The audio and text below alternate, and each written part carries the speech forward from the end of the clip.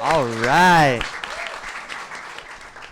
I came all the way from the Philippines just to be here with you guys. So I'm really, really excited to share more about what we all love the ocean, what we all came from the ocean, and a little bit about all of our superpowers and stories. I'm getting too excited in protecting it. And for me, the ocean has always been something that's healing. It's always been something that has helped me overcome adversity. It's something that's been humbling. She's been my biggest teacher. She's taught me about matriarchal lineages.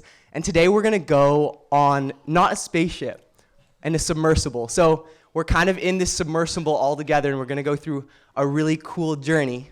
So hold on to your seats, make sure you're all ready to go, because we're gonna see some whales, we're gonna talk about the coral, we're gonna talk about the deep sea, ocean threats, how we can protect it. And I just wanted to start by kind of grounding us in the space. So I want you all to just feel settled in. Go ahead and close your eyes and imagine a big wave, or a small one if you're scared of big waves. I love big waves. And breathe in just a big, deep inhale. So go ahead and inhale and exhale. And let's take one more deep inhale together. And exhale. All right, so we're feeling good. One of those breaths came from the ocean. As you might be well aware of, the ocean produces the majority of the oxygen that we breathe. She's the largest carbon sink on Earth. About 565 million years ago, our common ancestor was a small bacteria in the ocean. Our ancestors are actually photosynthesizing bacteria in the ocean that produce the oxygen that we breathe, phytoplankton, and these things called Prochlorococcus and Synecdococcus. Anyways, I'll leave it to the scientists to share more. So I wanted to start by asking these amazing folks who are ocean heroes, advocates, allies, a moment of joy and awe they felt while being underwater, and also just to share a bit more about your work and what protecting the ocean means and looks like to you in your lives. Daniel, you're gonna start. One of the things that brings me a lot of joy, and maybe a number of people here will relate, is every time I go scuba diving and I come up to the surface, I just have this feeling of joy. And one particular occasion was back in 1993. I was in the Galapagos Islands, coming up from a dive on Pinta Island, which is actually an island that is reserved. People are not allowed to go there. But we had special permission, and we had just we're coming up from a dive, and as we're coming up, we're surfacing near this little cove, like a tidal pool. And as I took my head out of the water and just emerged again to the surface, I had this big eyes, black eyes, furry animal looking at me and making these bleeding sounds.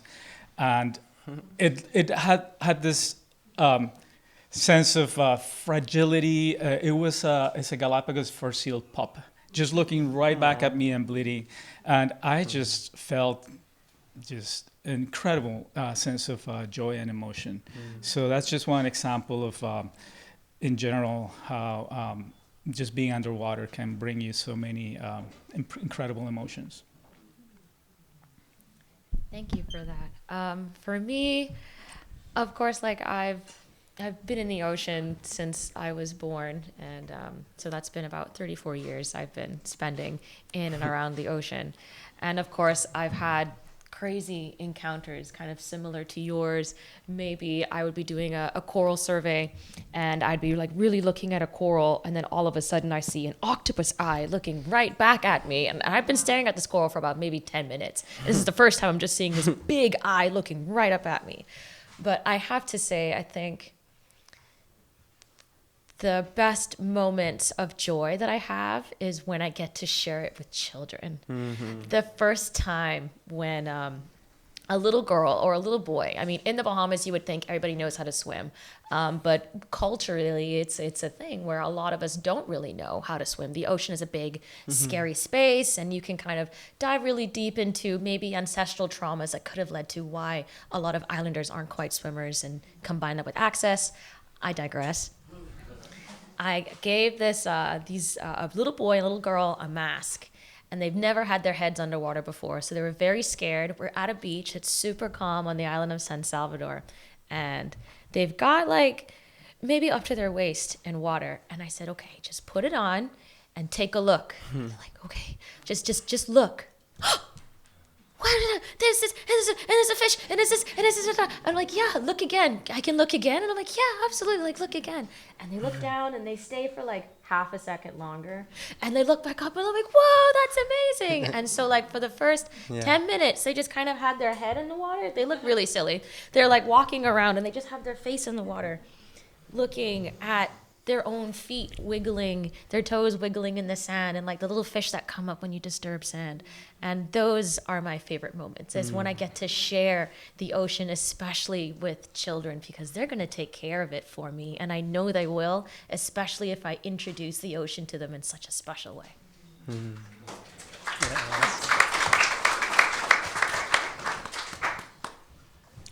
My turn? Yeah, whoever. Gosh, there's so many moments that I've had in the ocean as a photographer and filmmaker. One that particularly is something that's like near and dear to me was filming leopard seals in Antarctica. And, you know, they're thought to be like the most dangerous animal in Antarctica, you know, but in fact they're not. They're incredibly charismatic, beautiful, thoughtful apex predators. And Paul Nicolin, who's another co-founder of Sea Legacy, him and I were in the water with the leopard seals one day, and they would bring us penguins. First, they would bring us live penguins, and they would spit them out like right in front of our face. And of course, we're just paralyzed, holding cameras, like trying not to interfere with the scene, you know. And all of a sudden, it would leave, and we'd look at each other like, "Oh my God, what's happening?" It would come back and bring wounded penguins for us. And it was teaching us how to hunt. We realized it sort of saw these big, two awkward floating, like in these black dry suits, animals that could not figure out how to catch penguins. And eventually it would bring us dead penguins and then spit them out right in front of us and then just look at us in the most awkward, it would like nudge it over. And I just remember thinking like, how incredibly humbling that is, that I'm like, this is other creature that's like, we're sharing like a true moment in its environment. And that's a moment that I always go to. Yeah. I think we always feel like weak little fish when we're with those apex predators in the ocean. And I know Max has seen a lot of different ecosystems, and we actually, his little kids over there, give us a wave. Woohoo! Hey, family. They're the real ocean champions. I remember diving with them in French Polynesia. We were doing a little bit of coral gardening. They had just planted some coral. And we were swimming, and Max found a little clownfish, found Nemo, and we were all swimming towards that. And on the way, we found an octopus, and we were fascinated. We couldn't decide who to look at for the longest time. So we went to the clownfish, went back to the octopus, and had the best day ever. Max, can you share more about your work and why you love the ocean? Thank you, and thank you for introducing my pod. Yeah. You know, I do have many too, and that I've been sharing with my good friend Andy, with my wife Britt, and with many others. I was trying to find the one, and it is hard actually, because each of them are so special in so many ways. You know, I've been with whales face to face, whales to come to see you. You think you go to see them, and actually they come in to look right at you. And you wonder, like, who's looking at who? One of the most special, for years we were trying a campaign, an expedition in Patagonia, which is never easy, very expensive stuff to do, and Patagonia is my place. I'm from Chile. Patagonia is like home to me. And so for years, then COVID and everything, we had to, you know, like just 1 week before COVID, we had to cancel. Sylvia Errol, which I work with, she was coming. I had to call her, like, don't come because this epidemic is starting, and you know, like, and it was right in the moment. We had the boat full of food, everything. We had to kind of drop it. So it was like 3 years, so we couldn't make it. And just like a month before last year, we still didn't have the money, and. And Andy was like, is this really happening? Because we have to do some things that it's happening. It's going to happen no matter what. And finally we did it. And we went to these incredible places where probably no human had been ever diving. Biggest kelp forest on Earth. Wow. Just incredible beauty of biodiversity, colors that you wouldn't think exist in such a cold water. And I remember I was diving through like this beautiful forest underwater in a big rock there. It was just like the perfect. I was like, I would live here, no? Yeah. If I would be someone who could live, actually, I would live here in this place. And I feel something, like someone is looking at me. And it was an octopus. It was perched in a place. I mean, it was perched. It was like standing and looking right at me, kind of. And I was like, oh my God, is that an octopus? And so I started going to him. And, you know, I do photography not as good as he does, but I try. I mean, I always check the pictures and then I check the same place and like, okay, I'm gonna drop this. But anyway, so then I go into and get closer and he comes right at me. And he comes and and I'm like, oh, it's coming. Oh, it's coming. Keep coming. And it's a massive octopus. And it walks toward me. And I'm like, I'm gonna stay here. And then it start climbing on my legs. And then it goes in here and he hugged me. Completely. I mean, it's a massive octopus, and I can't even look because of the mask. You know? I mean, I can't turn my face enough down to see, but he's right here. And he hugged me for a while, and then all of a sudden it just pop up, and he goes, no? And it was like this sort of a reward, or whatever you want to call it, but this moment of nature, as a good friend of us always says, it's beautiful of like confirming we needed to do this. I mean, it took a long time, and now we're working to protect some of these places better, no? So, yeah. Fun octopus fact, they have how many hearts? And how many brains? 8. And they have 500 million neurons. Smart little things, big things. So who loves whales? Raise your hand. Obviously. Keep them raised if you love dolphins. Let's give a shout out to our dolphins. They're cool too. Who loves sharks? Oh yeah.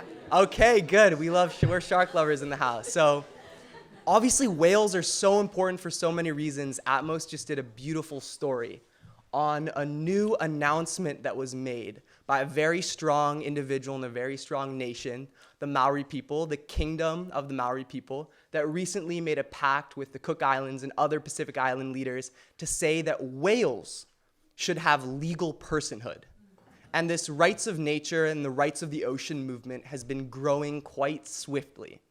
And in order to really value and respect the ocean and these magnificent, intelligent, beautiful, and also very threatened beings in the ocean, we need to give them legal rights as people to be able to sue different organizations, companies, governments that are continuously putting them at harm, from shipping, from over-pollution, from actually harpooning them to feed different cultural provisions. So we're gonna dive in a little bit with the whales here. And this guy over here has spent 20 years of his career studying all sorts, or longer, I don't even know, more time than I've been alive, y'all.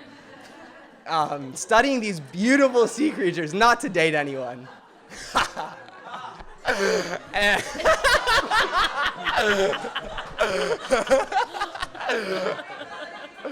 Okay, I better respect my elders, right? So anyways. I'm gonna hold you back. Whales are so important, right? Their poo is important. Their poo used to be fragrance, right? Their poo is still used in fragrance. Their poo fertilizes their ocean. Literally, whale fecal matter is one of the most important things for our carbon cycle, our biological pump. I wanted to ask you, in light of whales receiving legal personhood under the International Court of Justice, why do we need to really value and respect whales? And what does the future of conserving these incredibly talented, magnificent species look like? First of all, thank you for aging me. I'm 54 years old, and I have been studying whales for about 30 years. This notion of non-human personhood and initiatives by governments to give them this kind of quality is very leading edge, and it's an area where as much as it involves the humanities and biology and so forth, so it's kind of a new ground. But I think Alana talked about ancestral trauma, and we talk about also even ancestral inertia. And what I mean is that we have had traditionally an approach to nature that nature is a resource, whether it's to be managed or whether it's to be extracted from. Mostly these days there's more and more management of the resources, but that still has an undertone that we have the upper hand, that we control and manage these resources as something that is somehow beneath us and that we can control. So it's interesting to hear about these things because there's a shift that's happening, and we are essentially finally maybe coming out of that ancestral inertia of exploiting the oceans or managing them to maybe protect them, but like this parcel that we need to protect and according to our standards. So accepting and understanding that there's other animals with whom we share the planet that have high levels of intelligence. This idea of non-human personhood has come from the notion that as we have been and continue to do studies on the social structure, intelligence, communication, we realize that these animals actually have cultures. So it's based on our own human definitions of what culture is in terms of social organization, using some level of language or communication and so forth. They meet the standard of what we call a culture. So these are non-human cultures. So as we come to understand that these are just not sort of resources to be managed, but there's more there, we need to expand our approaches to how we interact with the resources. So, and just calling them resources is already sort of a Western colonial way of, it's our environment, is where we live, so forth. So looking forward to the future, which was to get into your question about what does the future look like. Hopefully, and I think we are seeing signs of being more broad thinking about ways of envisioning an environment where we are part of. And yes, under our present way of operation, we have a large footprint on the ocean. And, we need to own that. And yes, we have a history of atrocious treatment, but we are becoming more enlightened about how we approach our environment. And as I see it in the future, we will become smarter about our footprint and in ways that are less harmful, less invasive, that still provide for what we need, but at the same time allowing true sharing of the environment. I think you hit on an amazing point, like these different cultures of species, and we can unpack that and dive a little bit deeper into different whale species and why they're each unique and important, and their cultures and how their cultures can even inform our culture around how we can learn from different things, like listening to women, respecting the grandmas because they're the top of the kind of the food chain. We'll dive into that later. So Max, there's a really important thing called marine protected areas. Who's heard of it? Well, you'll hear a little bit more now. And so marine protected areas are one way that we can protect different areas of the ocean, right? Like, I wish we could have an 100% marine protected area of the entire ocean. It doesn't work like that, unfortunately, and there's still so many of these ghost fishing fleets. Or should. And yeah, so many. We're going to dive into that right now. Max, what does an effective marine protected area look like, and how does that differ from different places? Maybe you can share an example or two or some marine protected areas that have worked to help protecting these migrating species, these migrating whales, or a beautiful kelp forest. And why is that also important for people? Thank you. And before also I go ahead with that, and if I don't have the chance, I want to thank Jake and Michelle and everyone who've been inviting us. But sorry, I didn't say it. I should have said the first thing, because honoring the people and all of you that are from here, and the trees and the wells that are just coming. You know, they're all of these individuals that are part of this. So MPAs, it sounds like something new, Western, new idea on how to fix things, but actually they have been used by groups like in Indonesia for thousands of years. They call it rahui, they call it tapu, they call it different ways, no? And it's just a way to actually respect, you know, the others that actually live, and those, now we call it resources, to actually also give them some space. And I think it's just a way of actually show respect. And we've been in a good role of like creating marine protected areas in the last few years. With Andy also, we've been working hard on trying to get more marine protected areas. There's a new resolution by the UN that require, in a way voluntary, but it requires the governments to get to 30% of protection. So we're trying to get governments to create marine protected areas that protect 30% at least of their economic exclusive zone. And we were just a couple weeks ago with the president of Dominican Republic signing 2 new marine protected areas that got them to 30.8%. And they're very happy. Their campaigns, they're not easy. There's a lot of interest, and actually, when people ask me, like, what do you do? And I say, like, I do ecosystem management. Because nobody manages an ecosystem. It is impossible. You know, we create these areas. What we are trying to give the ecosystem is just space to do what they do. You know, we said, like, we manage a species or an ecosystem. We hardly manage the cod. Look at where it is, you know? And so it's just what we can do, it's try to manage the interests of people, the ego of people around these things. And we were hearing yesterday also on the reclamation.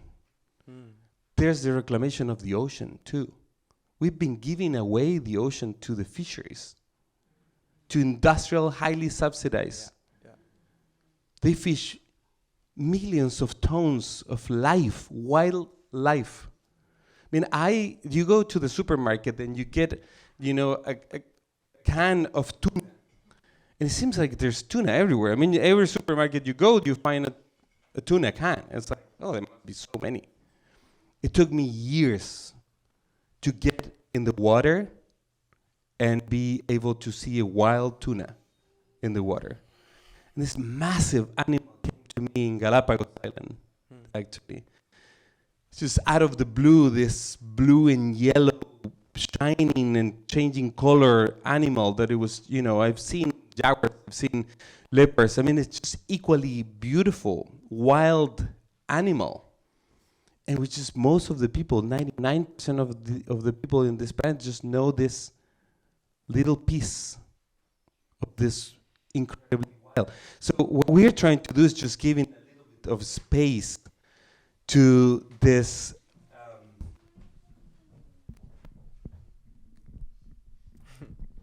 thank you. A little bit of a space to these animals, to many other species, by creating these marine protected areas. But also it's a way also for many people, and I work in Rapa Nui. This is from Rapa Nui. It was one of my dearest places. It is very special to me. Easter Island is called too. The furthest place from any continent. And the people, the Rapa Nui, went there through the ocean. They navigate like Nainoa Thompson does today. You know, we work with Sylvia Earle, with Nainoa Thompson. My wife works with Nainoa Thompson, 2 elders. We've been learning so much from them on how to look under the canoe. What is under the canoe? What is in the water? And we keep learning this, and we're just trying to give it a little space. And I think the MPAs are an opportunity for communities to also reclaim the ocean, not just for extraction. And we always think about how fix things by extracting. Oh, let's make it more sustainable. Let's think about it by giving space, but going in peace with nature. I think we have a great opportunity here. And so MPAs can be all of that. And that's what we are trying to do. And we're far, far, far from it. Only 3% of the ocean is being well protected. There's many protected areas that are not really protected. 3%, so then 97% can be for selling. That's not right. You don't go to the doctor and say, save my 3% of the body. Yeah. You want your whole body. If we want to live, if we want to continue as humanity thriving, we need the 100%. Bam! Yeah. MPAs are kind of where the rubber meets the road. Like, the ocean is in full triage mode. There's so, like, if we want to, I mean, in a perfect world, like, we shouldn't need, like, government regulations to protect the ocean. Like, that would be amazing if we could have the respect to sort of self-govern. But we don't even have time to, like, re-educate and rebuild in so many ways. We need to draw big lines around areas of the ocean and leave them alone. And that's hard to communicate. You know, you have a very finite time period within an administration to pass a marine protected area. It's very strategic. It's very political. That is the sort of game. It's challenging, you know, like the best way I communicate to like for the fishing industry or anybody in general for a marine protected area is look at it as like a savings account. Like you just can't keep withdrawing from the same account. You're going to run out of money. We're going to run out of fish. And all these industrial fishing fleets, there's over 1 million of them out right now fishing around the clock, like 24/7. They don't even come to port. Other ships come in, take their catch, bring them in. 1 million. And most of them are highly subsidized, so much so that they could go out and fish until the last fish is caught and be profitable. This is an analogy that I like to use where it's like, okay, if we had a table and there was $100 bills all over the table, like it was a big pile of them, we'd all take a few, put them in our pocket and like leave the rest. But when there's only a few left and there's all of us, the like extraction becomes like more violent. Like everyone's now, and that's what's happening. Yeah. But the ocean the hopeful part of this is that the ocean is incredibly resilient. Yeah. Like it will rewild and rebuild itself. But you have to leave it alone, you know, and MPAs are negotiations. Like it's not like we could go and say, okay, look, you can't withdraw from your savings account, which is ultimately going to benefit the fisheries. It's going to benefit the cultures. Like it's the only way forward is to protect these areas. But it's complicated. So you have to negotiate, right? So there's still lacks of protection. Like we're trying to reach 30% of the ocean protected by 2030. We're at 3%. And we go to conferences all year where we sit down with like presidents, prime ministers, and you know, they're all still making the same pledge, but when they create their marine protected areas, they're still like bottom trawling, completely scraping them. There's no P in MPA. There's just, I mean, so it's a complicated, mechanism to try to save the ocean. And it's so bespoke to every single country and culture. And on top of that, like fish don't know boundaries. You know, you could draw a line around the ocean, but the fish are going to swim out of it. You know, so the idea is to create networks of connected MPAs.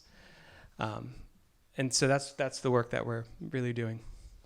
And there are some really big wins happening for the ocean, like the High Seas Treaty, like a new declaration basically saying countries have a legal responsibility to reduce their emissions in order to protect the ocean as a direct act of mitigation. There's all these policies that are now shifting. I think as a global scene, it's often hard to see the changes that are happening at scale to protect the ocean. At a local level, though, that's totally different. We're seeing communities innovating all sorts of new tools, technologically, culturally, socially, educationally, to get ocean literate citizens. We're seeing this in the Philippines, we're seeing this in the Bahamas, we're seeing this in islands across the Pacific, the Atlantic, and the Indian Ocean. And I think there's a testament to the power of ocean culture and ocean communities, and these coastal communities that are actually experiencing the front lines of climate change through ocean acidification, sea level rise, much like the community that's right here, that's going to experience all sorts of different impacts and continue to, like you are with the white shark population, seal boom, that we can touch on later. I want to go to a very special island and a special series of islands in the Bahamas. And I want to ask you, Alana, what is the power of ocean justice, and what does it actually look like, feel like? What is it like to be an islander that's living on the front lines of extreme existential threats, hurricanes, typhoons, flooding, having to survive and having to build resilience because that's your only option? It's hard. I'll say that. It is very difficult. But as Bodhi mentioned, I'm from the Bahamas, born and raised, currently live and work there. And it is difficult. So the Bahamas is top 10 most vulnerable to climate change. And the Bahamas has hardly had any sort of input into this problem. We're not much of a contributor to this issue, and so it is a little frustrating. And I can have some not so great days where people are coming from lots of major countries that are contributing to climate change, and they have the best day ever, the best vacation ever. They got proposed to in our islands, wonderful moments. And then they go home and they completely forget that maybe next summer the beach is going to look a little different, or the person who took your photos, or the person who said hello to you, or the cashier, or a really great friend that you met who you can't wait to see next year. Their life might look a little different after summer. I don't think I'm exaggerating, but I am a climate change refugee sitting in the front of you right now. I am going to get emotional. I have no idea what I'm going to do in November. So sorry. So in 2019, Hurricane Dorian completely ravaged 2 islands in the Bahamas, the Abacos and my island, half of my island, Grand Bahama. And so many people lost family members, there are women who lost their husbands and their children to the storm. People who have lost kind of everything that had meaning to them. I lost my home. I was fortunate enough to not lose really close family members, but my home was completely destroyed. And I was living in an apartment and kind of doing my thing. And my dad was living in my childhood home. I grew up alongside a mangrove creek system, really beautiful, very prolific. But due to the decisions of the 1% that kind of control much of our planet, they decided that it would be a great idea to block that mangrove creek system. And as you all know, or if you didn't know, mangroves need to be open. They actually connect shallow waters on one side of the island to the deeper reefs on the opposite side of the island. They collect and filter sediment. They're nurseries to so many tropical marine fish, especially economically important marine fish.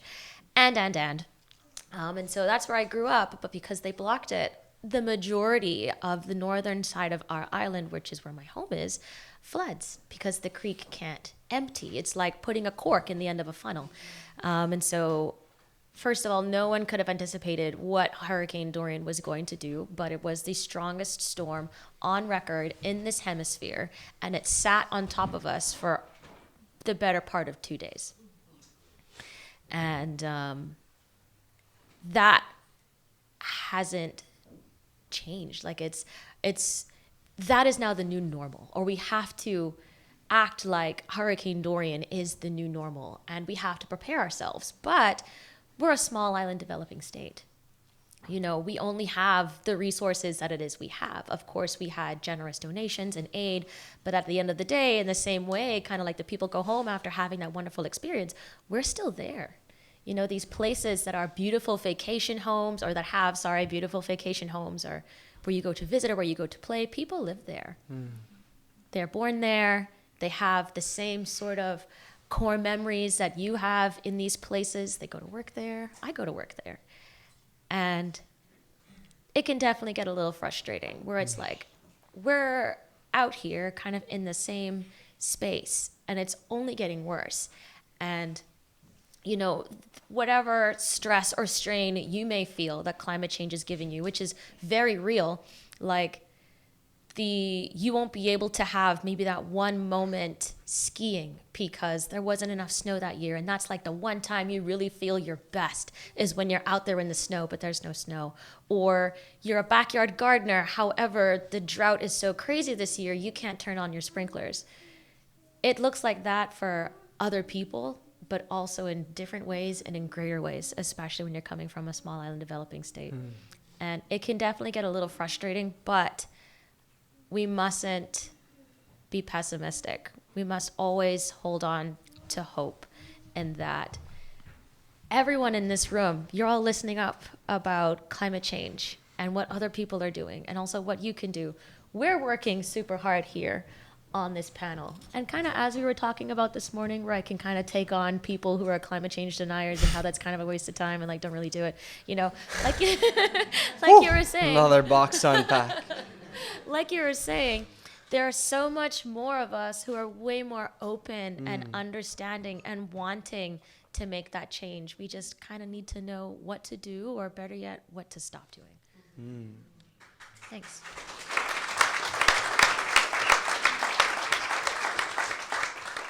So I want you to picture this. An island, a small island, 262 families, about 1,100 people. In 2019, big typhoon comes through. In 2021, an even bigger typhoon comes through. Knocks out 95% of the homes. These 262 families, they have nowhere to go. They're on this small island, one of the 7,145 islands in the Philippines. These kids, not knowing what their future holds, yet they still have a smile on their face. Yet, through the cracks of this natural hazard, of this disaster, they're still playing basketball.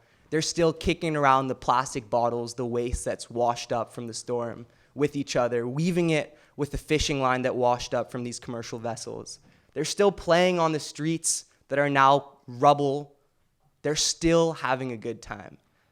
The resilience of islanders all around the world is baffling. And the resilience that young children have to grow up with nowadays, my generation and generations ahead, Gen Z, is really, really high. We kind of don't have a choice. We have to innovate. We have to create a better world. And I think this component of resilience is something that we're going to explore next. There's so many ways we can have resilience in the ocean, like blue natural capital. What is that? That's the mangroves that Alana was talking about. The seagrass that the Bahamas has. The Bahamas has a huge seagrass bed that still remain quite intact during these natural hazards, and that buffer some of the storm, that hold and sequester vast amounts of carbon in its roots. All these different kelp forest ecosystems that Max was explaining. The ocean is resilient, the earth is resilient. And we as humans, we don't have to be parasites. We can be symbionts. And learning from different coral reef ecosystems, learning from different ocean ecosystems really teaches us this. Alana, I want to go back to you and then open this up to the panel. What does resilience look like for you in your community, and how are you helping create a more resilient ocean? Sure. So I work at Coral Vita. We are the world's first. Oh, I heard a woo! Yay! We are the world's first land-based commercial coral farm for reef restoration. That's a bit of a mouthful. Thank you, because you can have land-based commercial coral farms, but they're usually for the aquarium trade. But that's not our beat. We are for reef restoration only. And what's really cool is that we're a mission-based company, and we're on a mission to restore the world's dying coral reefs by encouraging corals to grow at accelerated rates.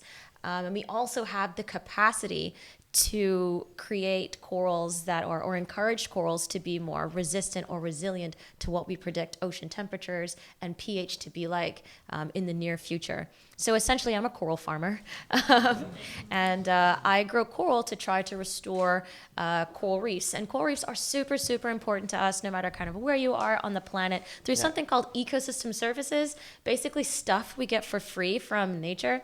So earlier when Bodhi kind of grounded us and we took that inhale and that exhale, did anybody's phone notification go off to say that your subscription, needs to be renewed for oxygen? No, right? We're receiving that for free, and corals can give us so many things for free, like coastal protection, which is especially important to coastal areas like this, and also in the Bahamas. Providing lots of food, especially for local coastal areas. For lots of places in the Bahamas, it produces our main source of protein, which is seafood. And then 1 in 4 marine creatures, and they're over like 200,000. There's so many more marine creatures than that because we honestly haven't discovered the majority of our ocean yet. There's still so much more work to do. But 1 in 4 marine creatures that we know of rely on reefs at some point in their life cycle, whether that's to like find food or find a mate or rest if they're migratory. And then of the entire ocean, reefs equate to only less than 1% of the seafloor. So a quarter, like 25% of all marine creatures rely on less than 1% of a space. That tells you that these species are super, super important, and then they're also very biodiverse. And through combing through that biodiversity, we can find cures, and we're finding cures and treatments to today's diseases and illnesses. Like early COVID-19 treatments came from reefs. Those with cancer, there's certain treatments from them. Treatments for people with autoimmune disease and Alzheimer's are also coming from reefs. And then, fun fact, Viagra was also synthesized from reefs. No way. What the? So, like, if this planet is run by men, I have no idea why reefs are dying right now. Like, get it together, sirs. So what we're doing at Coral Vita, and by no means are we saying that, we are the solution and we're the silver bullet that's going to fix everything. We still need all of you. You're a very big part of this equation, to use your voice, to advocate for the ocean, to ensure that we have global leaders, local leaders who are prioritizing ocean health and reef health. But what we're up to is trying to use that equation of reef restoration, which is proven to revitalize. It does work, but now how can we scale that up to meet the needs of communities worldwide? Because if you didn't know, we've lost 50% of the world's reefs. Half of the world's coral reefs are dead. And if we choose to do nothing, we could lose 90% by the year 2050. Yeah. That's really scary. That's 26 years from now. That's just, it's still like, I'm going to be in my early 60s when that rolls around. And I'd be gutted to know that I'd be passing on a very empty, grayscale ocean to my future kids, to my brother's future kids, Max, to your kids and their future kids. This is very real. And so revitalization, creating resilience in a scalable manner is what we're up to. And a lot of the questions that you may have about this, especially when it comes down to coral science, we really don't know. I don't have all of the answers. Science doesn't necessarily have all of the answers, but we're working towards that to create this resilience, to begin to revitalize our oceans, to make sure that we have a healthy, beautiful, delicious ocean for future generations to come.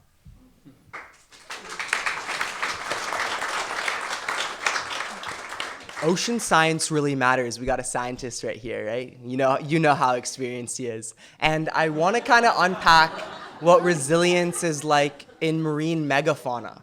So what do whales and other marine megafauna and cetaceans have to do in order to survive in a warming ocean? What's changing? What's happening with these really important stewards, these natural guardians of the ocean? So we are learning as of the last 10, 15 years that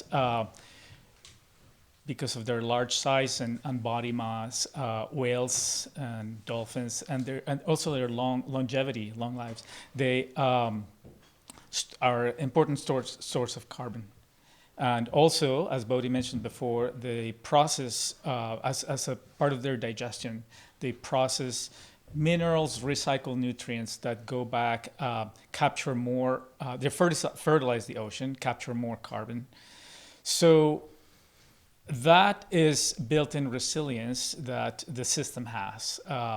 It's been a very interesting evolution for me in my own career when I was a PhD student and I was pursuing a PhD in oceanography and approaching my professors to say that I wanted to study oceanography using whales as the topic of my dissertation. And they basically would poo-poo what I was doing because they go like, well, whales, they're not really important to the system. They're just there. You people that like marine megafauna and you think that the whales are cute and all these things, but we study serious science. We just really study the phytoplankton. We just really study the fish and how to better manage fish and so forth. And back then, I think there's been a series of research studies, papers that have been published about the importance and the value of whales and other megafauna to the ecosystem. And the first one of those was back in 1985 or so. And that study was basically able to identify just a few things.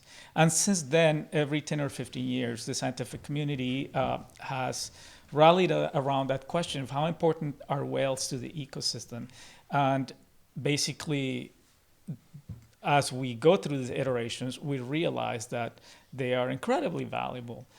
A big part of that is that, fortunately, a large number of whale populations and whale species are well on their way to recovery.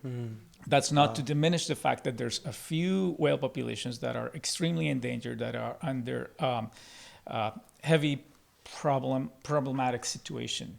But let's just talk about the ones that are well on their way to recovery. Globally around the world, they are recovering, just with the numbers, recovering a number of ecosystem services or behaviors and things we have not seen in our lifetime. I was telling Bodhi earlier about the fact that when we started modern scientific research of the oceans in the 1950s, 60s, and so forth, we were studying an ocean that, as far as the whales were concerned, they were almost gone. So we have been studying, observing whales and documenting their behaviors and migrations under a situation of extreme depletion. Now they're coming back, and it's incredible to see the things that they do when you see aggregations of dozens and hundreds of big whales all together doing behaviors that we have not seen before, because there's this sort of changes that happen when you have larger groups doing different things, just like with us humans do different things when we're small communities or large communities. So we are in awe and observation of all these new exciting behaviors, and it's very much, thinking about the future and so forth. It's very much, we just don't know what else awaits, what's going to surprise us with new ways of how these animals interact with their environment. So there's so much resiliency in terms of how we approach our relationship with whales. And, we're on our way there as well in terms of appreciating that through their ecosystem services, through the education opportunities in terms of whale watching, of inspiring people by being with them in the wild, that it's a hopeful future from that perspective, because our lives are being enriched and expanded and exploded by our a beneficial relationship with these animals. So they're our teachers. And we're really, shout out to the whales, right? Woohoo! Those are my best friends. Honestly, as a kid, sometimes I was sharing, I had a hard time like keeping friends. I moved around a lot. I'm 21. I'm a student at the University of British Columbia in Vancouver right now. We have our beautiful southern resident killer whales. And honestly, I would always talk to the ocean. Sometimes when I didn't have any really good friends to talk to, I would talk to the ocean. I would ask her what to do. I would cry sometimes when I was upset or sad. And I'd ask her for advice, and she would tell me all sorts of things. And every time I saw a whale as a kid, I think my cup just filled. Like that cup of joy that I felt for the world just filled, and it still does. Every single time I see any healthy ecosystem or healthy species, or a kid, like Alana was saying, putting on a mask and looking underwater, it's like a flower blooming in your heart that like just grows eternally into this beautiful bush. And it's not a rose bush because there are no prickles. You're just happy. And like we're actively, right, campaigning to protect these ecosystems, to end whaling, because whaling still happens by the Japanese, by Iceland. We're working on a campaign right now. Max is supporting with that. And Andy and Max are always doing these global campaigns along with all of us, and all of us need to be working together to continue to champion these causes. Ending shark finning, the High Seas Treaty, the Global Plastics Treaty. I want to move over, though, to an ecosystem we normally don't touch on, the deep sea, and this emerging threat that the deep sea is having, which is deep seabed mining.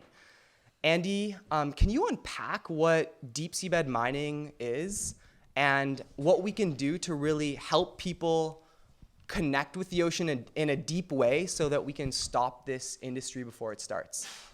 Yeah, I can try. I'm not like a deep sea mining expert, but I do know that is the straw.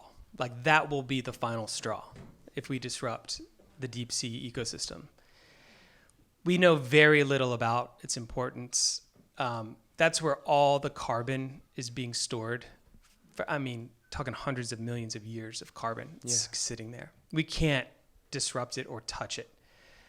The problem is that the ocean, at least national regulations really only go out to the end of the exclusive economic zone of these countries, right? The volume of the earth is 99% water. Most of it is just, it's just like a thin blue line that people see, and people talk about everything beyond the coral reef ecosystems as being the desert. We used to call the pelagic zone the desert. It's not. It's so full of life, but there's no mechanisms to currently protect the open sea from industrial fishing, like any harmful, unsustainable practices they're going on. Like those 1 million boats, they're all sitting mostly beyond exclusive economic zones. And if it's the desert, then why are they out there? There's a lot of life out there. One mechanism to protect the deep sea, which we're calling the high seas, is the High Seas Treaty. And Max is probably better to talk about that, but there's lots of ways to protect the oceans.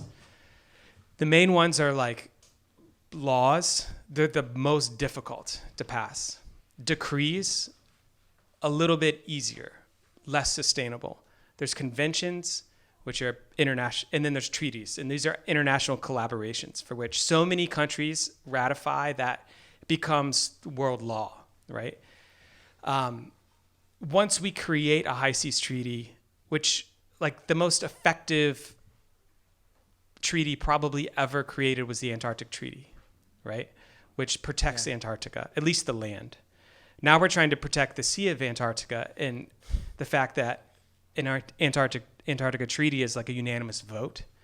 We actually can't create marine protected areas around Antarctica because you're never going to get Russia and China and the US to agree politically on anything right now. That's stopping. That's like what's stopping marine protected areas. But either way, it's also protected it, which is incredible. But if we can create a high seas treaty, at that point we can create a mechanism for which to add regulations, management things like that. That's why it's critically important. And then we can sort of stop the deep sea mining, at least in the high seas, if within, the governance and creation of the treaty that we can sort of get that protection in there. But it's very, very scary extraction process that we know, which we're learning more about. And we don't need any big machines coming and sucking up Dumbo octopuses and polymetallic nodules, which are basically these mineral-rich, dense kind of looking poop nugget things that our organizations want to extract for the benefit of a couple rich CEOs. It's kind of like the fossil fuel industry perpetuated in deep sea, except this time when the forest is being clear-cut, no one can actually see what's happening besides the fish and all these beautiful species that are migrating up and down the water column every day. So we have to stop this industry before it starts. Max, can you share a little bit more about what we can actually do to protect the deep sea? What movements are out there that are really being mobilized to protect the high seas, and kind of like what the next steps are for us to get to our goals?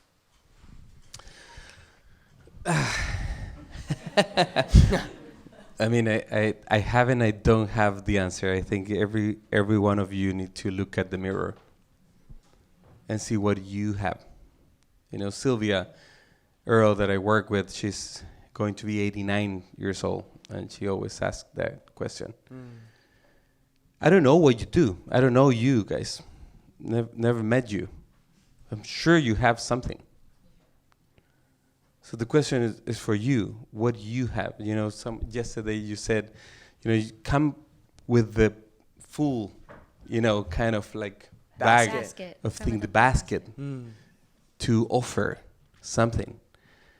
You would put different things in there. I discovered I wanted to be a scientist, and I discovered that I wasn't a great scientist, and also there were a lot of people doing it. And I also saw that politicians were not hearing me as a scientist, and I was like, I like talking. Maybe I can use that to translate some of the science, into this. And I started doing what I do now, which is convincing, ministers and others. But I don't do what Andy does, for example, or any of you. Each of us have a different skills, and I think we need to kind of come to this point where we need to put those skills into work to make a better and more just planet. I see. Have you seen there's a harpoon there? We used to mine the whales. Yeah. We would have been when they were coming. Now this season, the whales are coming. People would go out to hunt them.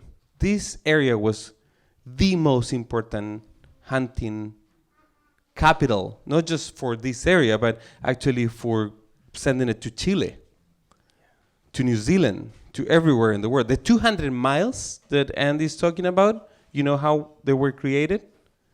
It was the furthest distance from the shore you could go to hunt a whale and bring it back fresh without processing. Whales were the most important economic, commodity in the world. And then what is next, no? But also the whales show you how we can change, and I think the doggies agree with that. We can change ourselves. We can change the way that we do things. Whales were almost extinct. Daniel just said it. And now they're coming back. We can change. We can change things. There are good news about it. And we should not allow activities and ideas they're being sold as kind of like the new good thing. Oh, we need more electric cars, and so we need to go and get the minerals that are in the water. That's not true. Yeah. Technicians can tell you, there's enough ways now they're being studied to actually create better batteries and many other things. It's not needed. Is someone making, again, big amount of money. Out of what? Out of our own existence. Because remember, when we talk about the ocean, it's not about the cod, it's not about the salmon, it's not about it's the most important thing we get out, we extract from the ocean is our own existence. There's no money that can pay for it. There's no commodity for it. So just remember this and then show, what do you have? Look at the mirror. Tell me, what do you have to offer to save the ocean?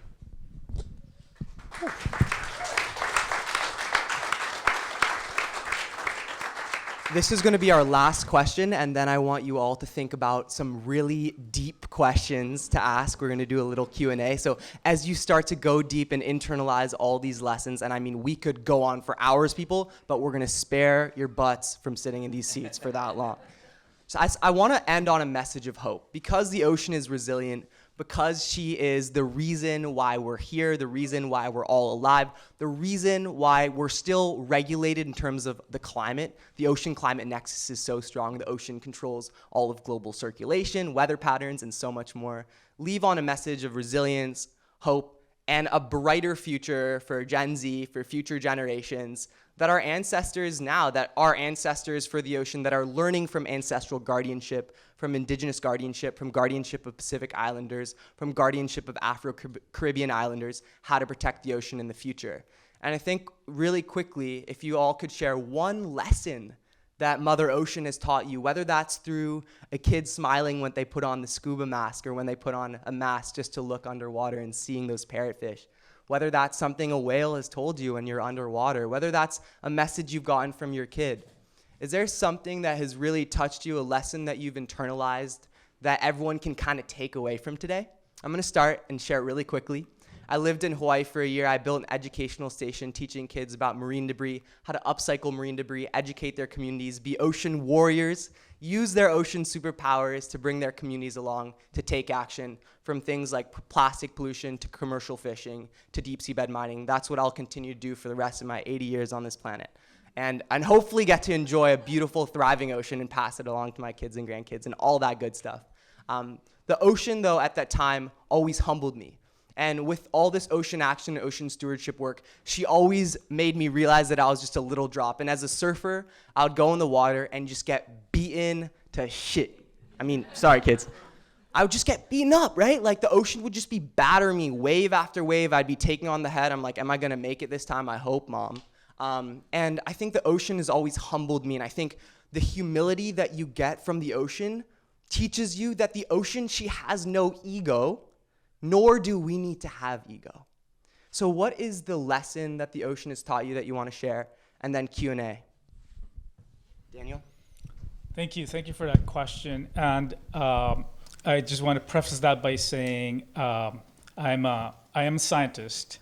In fact, I am such a scientist. And here I am paraphrasing the title of a book by Randy Olson called Don't Be Such a Scientist. And this brings to the presentations in the panel Friday night, which were so powerful and moving to me, so incredibly touching, in that I represent, and I make no apologies for that, this is where my history and my trajectory of being educated under this Western colonial system. And getting back to your story that I want to leave with you, as part of that approach, I went to Mexico to be based out of a village called Yalapa. Maybe some of you know where it is, but it's not too far from Puerto Vallarta, but it's nevertheless it's pretty isolated. Beautiful, wonderful village, and we were going to be studying humpback whales there in the Banderas Bay, which is where they come to breed every year. The village has this sort of very steep terrain, and every day as part of our operation, we go up and down, carrying all our Western research gear, all of that. Very busy going about our thing. So my story is really not necessarily, it didn't happen in the ocean, but it's totally about the ocean.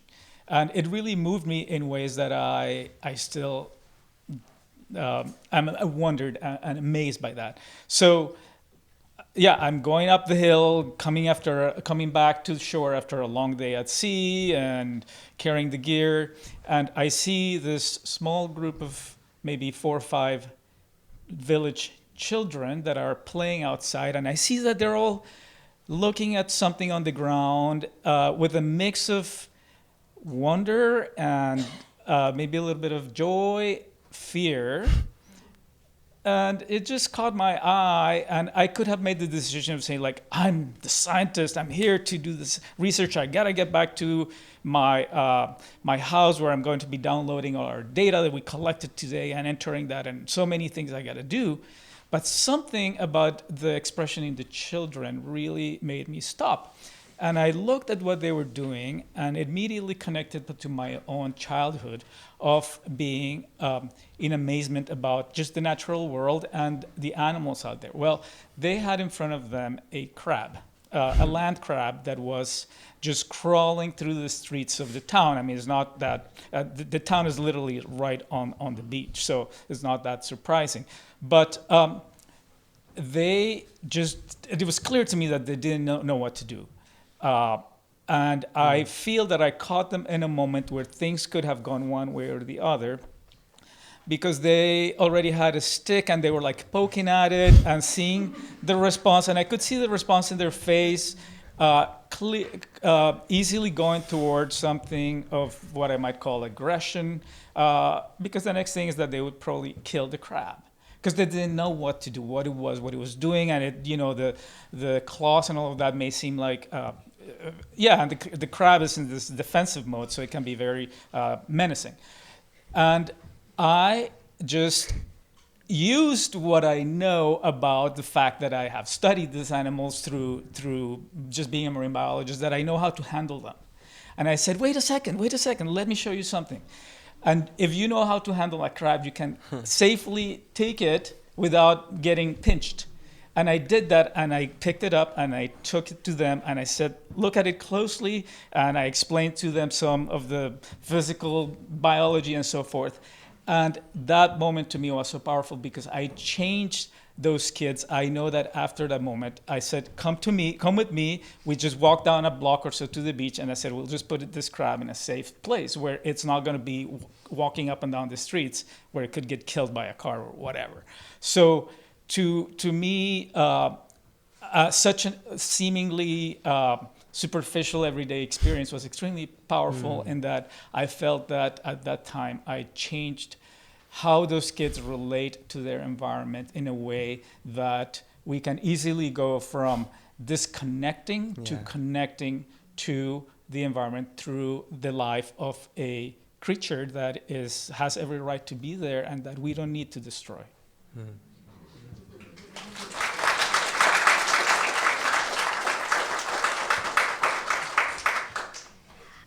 So kind of what one of our speakers touched on yesterday, you can go through moments personally or in your career where it's just like, okay, the world is ending, and just not really have that great of a day.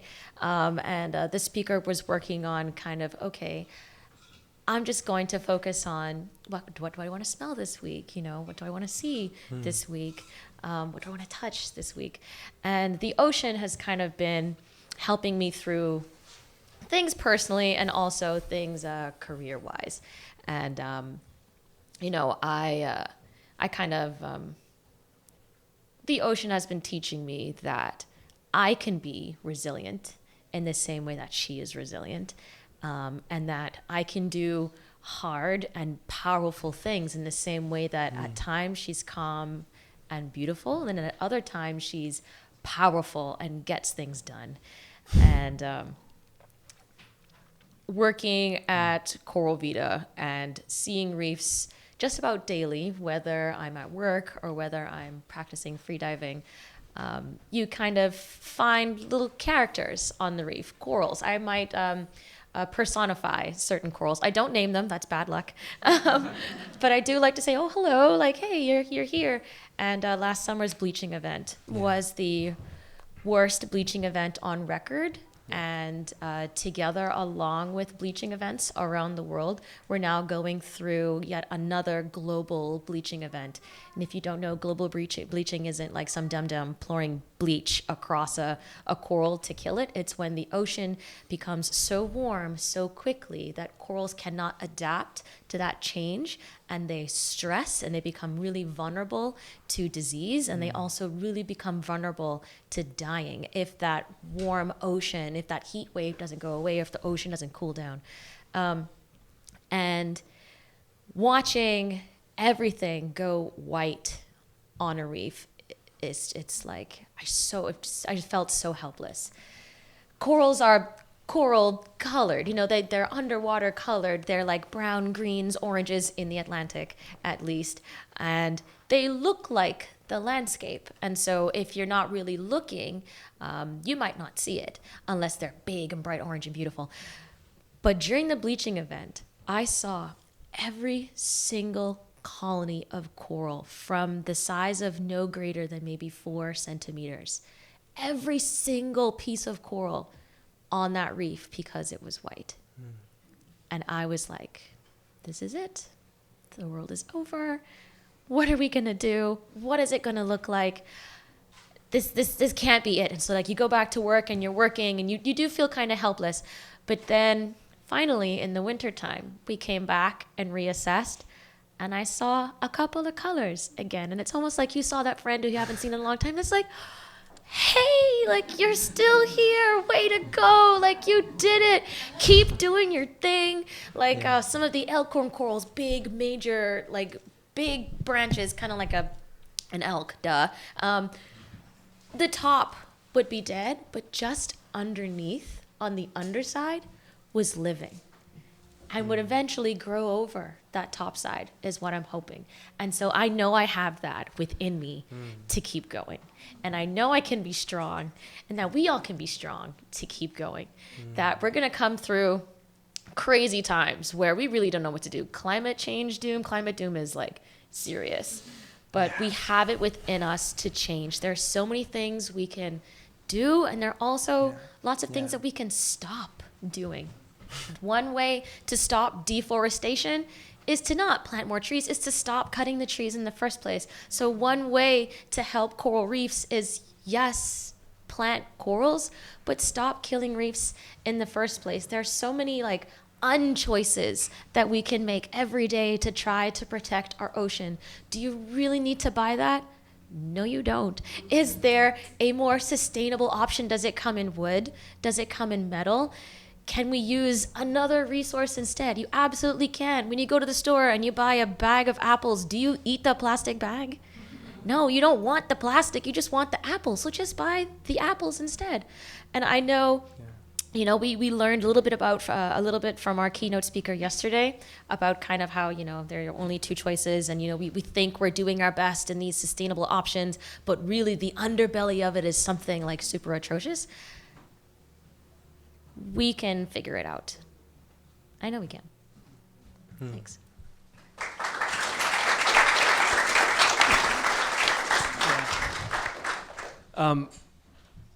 The issue of ocean conservation, one of its biggest challenges, its greatest threat is apathy. I mean, we're talking about issues that we can't see, like fishing in a marine protected area. It's, if the National Seashore National Park, if you saw a company going there and logging those old growth beach trees, you'd be like, wait a minute. That's exactly what bottom trawling is, just scraping in national parks. We just don't see it. And the animals, these ecosystems, they don't have a voice, right? So it's like there's this just big separation. And I think that's one thing we can all do. Now is the time to be a storyteller. Now is the time to be a photographer, a filmmaker, and a poet, an artist, a scientist, whatever you can do to communicate, what is an invisible problem to most people, and so I think giving a voice to the voiceless is incredibly powerful thing to be able to do. Like, what a gift, what an offering. It's so fragile. That's what I learned. Like when you take something out of the ocean, you've created this unraveling. You've pulled on this thread that we still to this day don't fully understand the impacts of. And so it's just being aware. It's just, people are like, what can I do? Just consider the ocean. That's it. Just consider it in your decisions. Most people just don't do that. And I think once you do that, you're on your journey of understanding, this thing that seems so ethereal, like this thin blue line that separates us. Like you'll start to get under there, and together we can make a huge difference in that way. Yeah. And we are. Yeah. We're seeing that right now. We're getting there. Max, give us a reason to have some hope, huh? I have many things actually, and when you were asking, I realized, and I never actually realized I'm very hopeful actually person. I'm always thinking in the more positive actually, even though we see a lot of negative. What gives me hope is like seeing this harpoon there hanging as a piece of the past. That is such a beautiful change. My country is the 10th biggest economic exclusive zone on Earth. And just in Patagonia, we have 40,000 islands and islets. Wow. It's massive. We have 45% protected, highly and fully. I mean, when 10 years ago, if someone would have said like, Chile is going to be like one of the, countries that protects the most of the ocean, I would say, no way. The industry, they have everything in their hands. We did it. There was the other day a poll in Chile that asked the people, what makes you more proud of being Chilean? And in third place, marine protected areas. Nice. Wow. I mean, I was crying, but if you ask me, I mean, if you tell a politician reads this and said like, then he needs to think about what is the next marine protected area is going to make it. And that is exactly the change we need. That gives me a lot of hope. My kids give me hopes. When we were last year in French Polynesia, and Benji and Rio, we were in the water, and instead of running away from the sharks, they were like, "Daddy, a shark!" and they would swim toward. Why to be afraid of them? You need to change that. And they're changing me. I feel hope when I see you all, Bodhi, what you do, like with kids, the hope that gives me that also people before, they've been fighting for this, for nature. It gives me hope that actually we have natural protected areas that we can go visit. There was someone working for it. Someone fought for that long time. Spend the life understanding and showing other people. It gives me hope that I can see these whales that I was a month ago in the water with them in Dominican Republic, and they're the same whales that are coming here. Mm-hmm. It gives me great hope. It gives me hope that people like Bonnie are here to speak. They're artists. They're actress is an incredible actress, and she's talking about the importance of buying great things. It gives me hope that an artist like Andy, that I consider one of my best friends, incredible musician, and he writes music about, the ocean and his expeditions, and he gives away his art. He's beautiful, some of the most incredible photography. It gives me hope to be in a community I didn't even know about it, like this.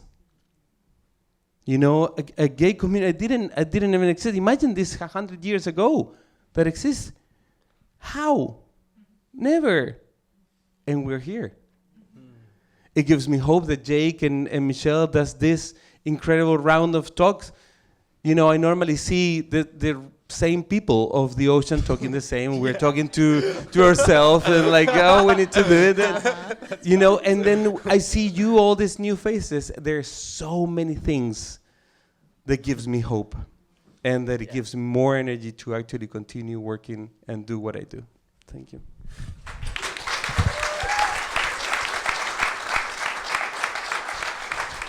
Now you all have a very important mission. You're walking out of here as ocean guardians and stewards. And you have to channel and make sure you speak up for her voice, because now each and every one of you represent the ocean. We're going to have time for, I think, 1 or 2 questions. So first come, first serve. I have a question for Daniel, and I would love your thoughts on the current research underway for decoding and understanding whale communications, and how that could potentially benefit the conservation of whales, but also what are the potential, if any, ethical implications of humans being able to understand whale communications. Wow, what a question, especially the last part in terms of the ethical implications. Earlier, I alluded about moving forward and needing a new framework, and these ideas that are emerging oftentimes in island nations or native communities about giving non-human personhood to whales and other organisms. It's along the same lines of, we definitely need new frameworks that are not in place right now. We are expanding our consciousness, and as I alluded to earlier, our current way of managing things and thinking of resources and so forth needs to change, expand our own how we include the ocean and nature. So yeah, it's a really exciting time for ocean sciences and whale sciences, because we have at our disposal incredible computing resources. We have artificial intelligence that can be used for good, and hopefully we'll use it for good. It's a pretty scary situation as well, but let's not talk about that. Let's talk about the good uses of that. So through the use of sophisticated technology that has become extremely cheap and accessible to scientists, many scientists out there are using these technologies and collecting data sets that even 10, 15 years ago were almost impossible, just because of the capacity of the technology to gather this information and the sensors and so forth. And when we couple that with computing, processing, and analytical aspects, yes, I feel that we are getting closer to unraveling whatever it is, some of the languages. And the case is specific to sperm whales. Sperm whales, among the various species of whales, sperm whales are on their own in that they have a very sophisticated, developed culture, and they do appear, from everything we know, to have a language that goes beyond just some vocalizations or something like that. There's clear communication going on, but we just don't know what they're saying. So we are, this idea of what are they saying? We want to know. It goes back to the 50s and 1950s and 1960s, but now, many decades later, we are on the brink of maybe being able to actually understand what's going on through the aid of, again, computing resources and so forth. So it's an exciting time, and I think we are on the brink of, we have all the tools at our hand, and we are on the brink of expanding our consciousness and our way of how we relate to these other beings through making discoveries that give us compelling evidence that they do indeed, and they have occupied the planet for much longer than we have.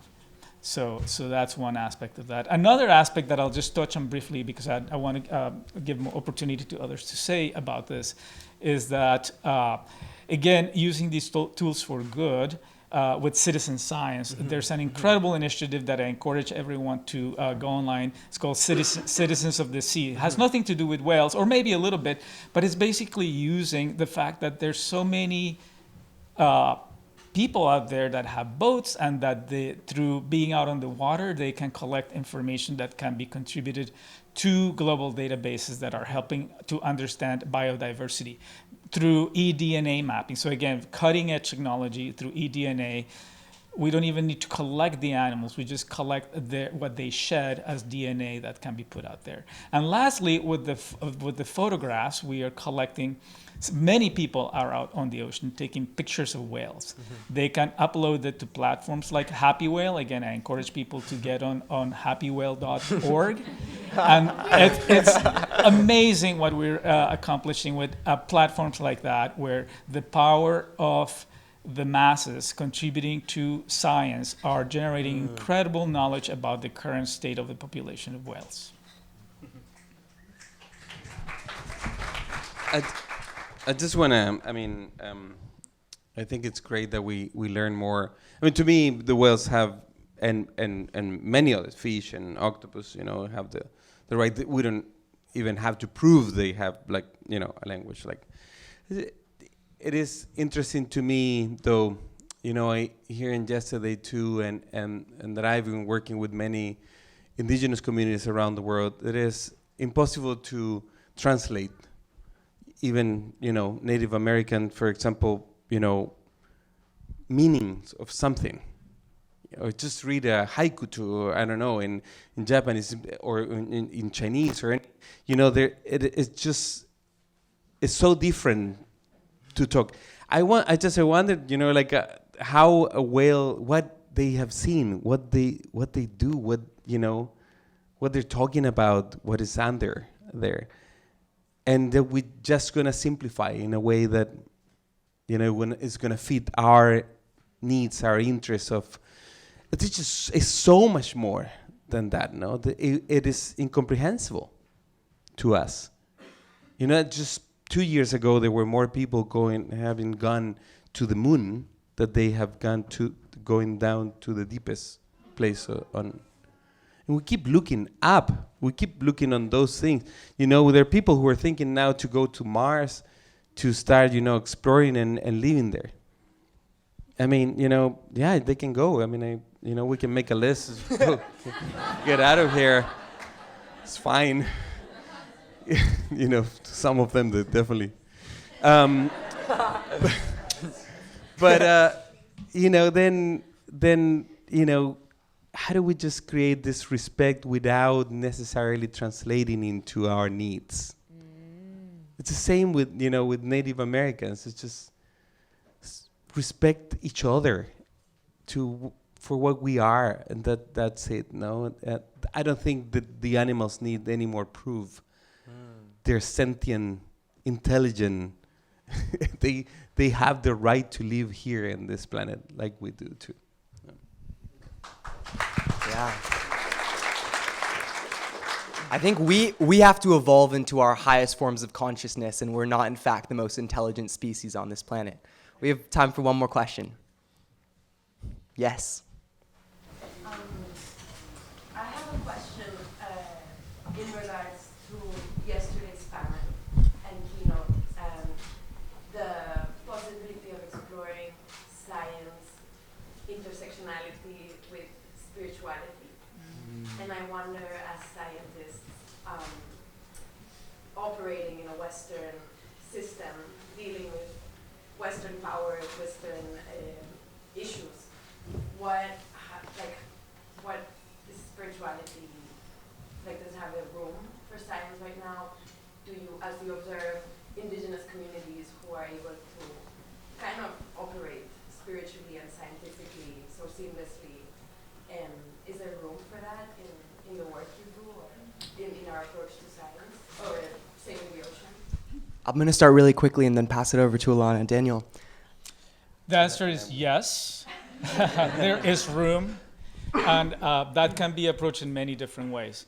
But on a very high level,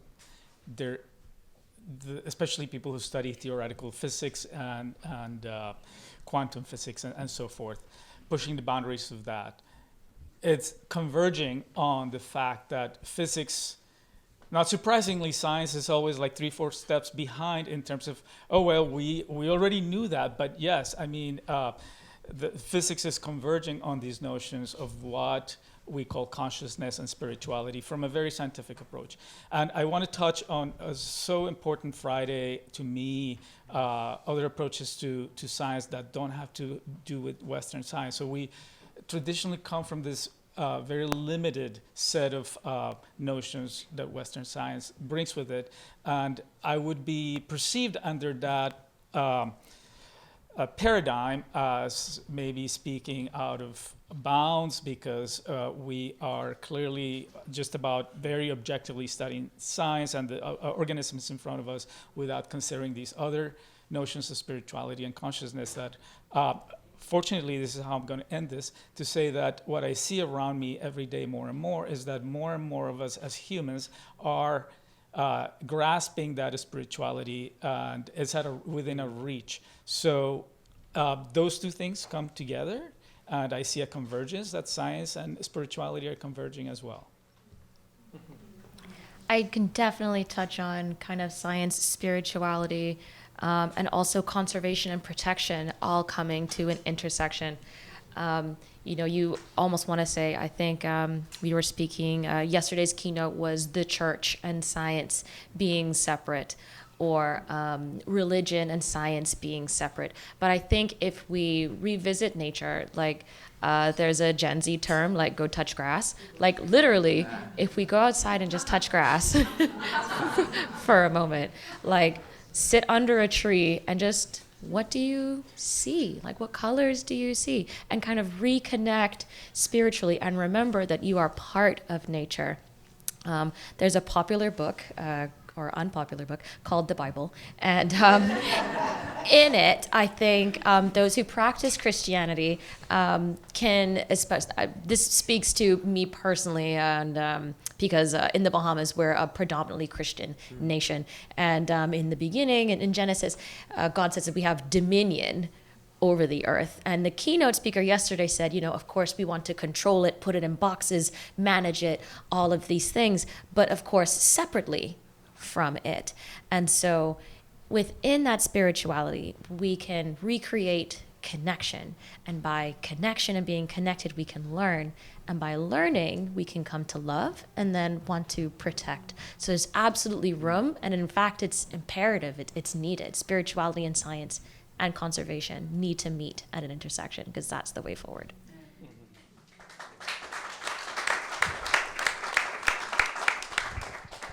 I'm going to tell you a story. I was working in the Cook Islands. Different times we've been there. Y'all are funny. Beautiful place. It's incredible. No? And we were working this campaign to stop shark fishing. The Chinese have got the rights to fish the sharks. It's one of the biggest economic exclusive zones on Earth. There's many islands. Beautiful, incredible place. And so we had this campaign. I had to go there often to work with the local campaigners, and it was not moving anywhere. And I went one morning to run. I love running, and I was on the beach running. I was the only one. It was very early in the morning, except then I saw someone far away that it was on the beach. And so I keep running toward, and then I saw he got something big out of the water. He was fishing with the line, and kind of when I got there finally, and I see he have a shark being caught. And so I was like, oh my God, it's a reef, beautiful big shark actually. For the reef was kind of weird because normally don't get too close into this lagoon, and I was like, this is interesting. And so I said, what are you gonna do with it? I'm gonna sell it in the market. And do you think we can just take it back? And it's like, no, I mean, I'm gonna get some money from it, and I need it. How much money are you gonna get? $50. I'll pay you $50 then. Deal. Okay. So I said, I don't have the $50 here, and we need to go to where I'm living. I was renting a little house, and so he had a motorcycle. He took me in the motorcycle. We, But before, we said, you need to help me, though, to put him back. So we kind of help him to breathe. You know, you need to kind of pass water through the gills and then finally let him go, and he happily went out. And so I pay him, you know, done. The same day I had a meeting with several ministers, among them the Minister of Fisheries, which was someone that it was clearly, sadly, very close to Chinese in many ways. And so we had this bigger, you know, meeting, and the meeting was horrible. It was going horrible. There was no way. They were like, you know, you're outsiders, you know, what are you coming to tell us? And yeah, you know. And then finally, at a certain point, I said, like, look, I'm doing this because I have a shark here. And it's kind of like silence. It's like, what do you mean with, do you have a shark? Yeah, I have a shark this morning. I bought a shark. So exactly. So it's like, what are you talking about? And so I told a story. So these Polynesian people in this island, they believe they were moved by the sharks into the other islands. And the sharks are in some way their ancestors. So there was this moment when, after I tell the story, there was this realization, no? That I have been used as a conduit to tell them a story and to bring this message from the mano, which is the shark, to them. And it was this complete change in the meeting. You know, I wasn't expecting, I wasn't trying to do this, just like it came out. And probably, yes, I was used by the shark to tell this story. This meeting lead to the final protection of the sharks and the Nice. contracts.